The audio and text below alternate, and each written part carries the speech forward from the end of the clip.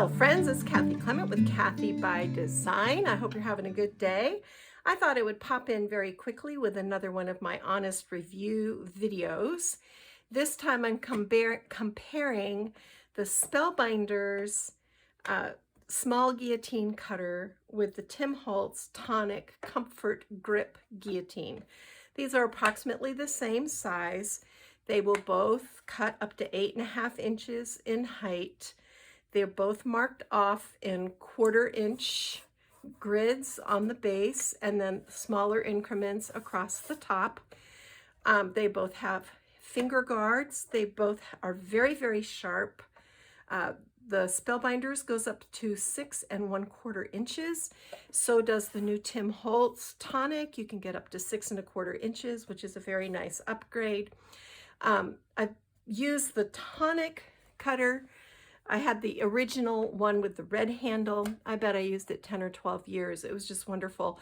And it finally just wore out. I mean, I craft pretty much every day, so it took a lot of use and abuse, and it finally just needed a replacement. And I started out with this Spellbinders guillotine, which I will say is very sharp. I like that it has this little locking mechanism. You can see there's this little nub that sticks out on the handle, and you just lightly pull it to the right and it locks this into place, which is a nice feature if you're like me and you store things under your desk while you're working. I think that's a good safety upgrade. However, after several weeks of using this, I decided I just didn't like it. Maybe it was that I'd used the Tonic for so long that I couldn't adjust, but the main differences are this. On the Tonic, as you'll see, your measurements are actually up above the fence. This little pop-up here is called the fence, and it helps you keep your papers lined up. And on the Spellbinders machine, it's below the fence. So when you're putting your paper in to cut it, it's just a whole lot harder. It's not quick and easy to see where you're at. The other thing I didn't like was that they put the centimeters on the top and the inches on the bottom. To me, as a US crafter, it makes more sense to have that flipped around. The other thing I didn't like, there is no fence on the bottom. So it's easy to get your papers crooked. I didn't like that.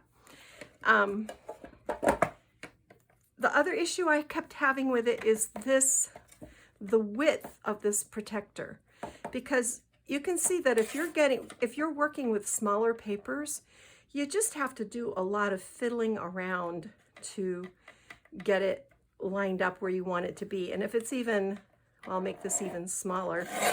Let's take, and that's 110-pound cardstock, and it did cut it nice and sharp. I don't think you could do anything any heavier than 110 though. See, if you have a smaller piece like this, and let's say you want to take 1/8 of an inch off, I found it very hard to line up because these lines don't go all the way along. And of course I'll take a Post-it note and stick it on there, and then I can move it around, and that helps a little bit. But those were the things that I really didn't like, and I kept trying to love it because it's sharp, it's compact, it's accurate, but those things I just didn't love. So I'll show you now on the Tonic the difference. With the numbers across the top, this also has the inches on the bottom and the centimeters on the top, but because the measurements are above the fence, it's much easier for me to line up. Also, the way that this thumb guard is shaped, this finger guard is shaped, you can get in there up at the top and you can push this to where you want it to be, and it's just a whole lot easier to line it up. Also, these horizontal grid lines mean that you can check yourself at the bottom and on the side to make sure that you're straight.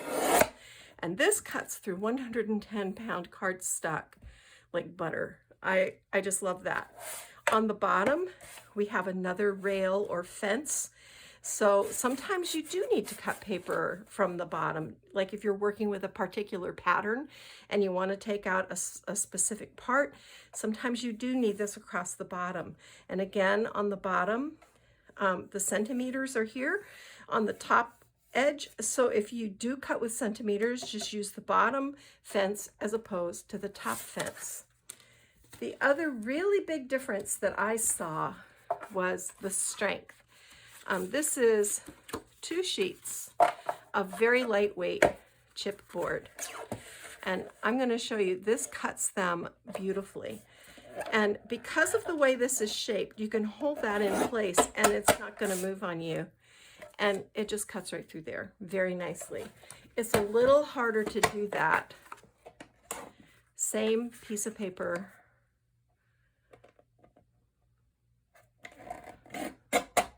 Well, actually it handled it very well. So as far as sharpness goes, they're the same, but it's those little details for me with the fence on the top and the bottom, the horizontal grid lines that make it so much easier to keep your paper straight, the built-in measurements, like here's 3 by 5, you just line that up, you got 3 by 5. Here's 4 by 6, you line it up here and here, you got 4 by 6. So I love all those features on this. I love the way that the measurements are above the fence or below the fence instead of underneath the fence. And I love the shape of the thumb guard. I just find it, it just works better for me. And again, maybe that's because I'm used to it. But I thought I'd give you a quick rundown in case you're shopping for a new paper trimmer. My recommendation is this Tim Holtz Tonic Studios Comfort Grip Guillotine, small guillotine, not the Spellbinders. That's just my opinion. If you have any other questions, please ask them in the comment section and I will get back to you. Thanks so much for tuning in. Kathy Clement, Kathy by Design. Go get your craft on. Bye.